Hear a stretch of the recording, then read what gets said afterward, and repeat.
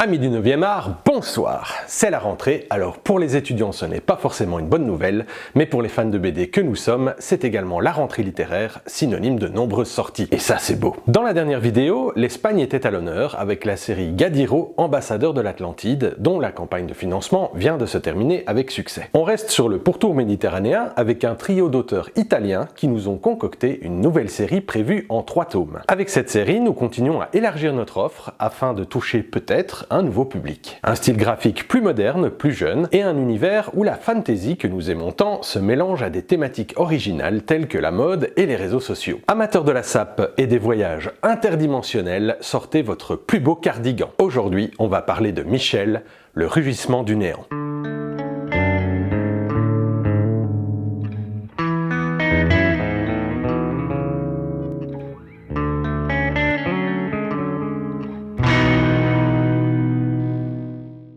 Michel, c'est qui? C'est une ravissante parisienne un peu maladroite qui a un rêve, devenir une grande influenceuse de mode sur les réseaux sociaux. Malheureusement, ses goûts vestimentaires sont très discutables et ses sponsors se font aussi rares que ses abonnés. Elle suit des formations en ligne avec des grands noms de la mode, mais cela n'a d'autre effet que de gréver son maigre budget. Pour survivre, elle présente un numéro de magie dans un club de striptease de la capitale et divertit le public grâce à ses tours de prestidigitation, mais surtout grâce à ses tenues légères. Tout change lorsque son corps devient le réceptacle de la version astrale de la princesse Naija, future héritière du monde magique de Madragore et unique survivante de la maison royale après le coup d'état de son oncle. Avec ses amis Jeff le videur, Uma la stripteaseuse et Maximus le cosplayer, Michel est embarqué dans la plus grande aventure de sa vie, celle de libérer le royaume enchanté et remettre Naija sur le trône. Ce qui m'a plu dans cette histoire, c'est le mélange des genres. Dans ce premier opus, on découvre le royaume fantastique de Madragore, mais l'action se déroule principalement dans le Paris d'aujourd'hui.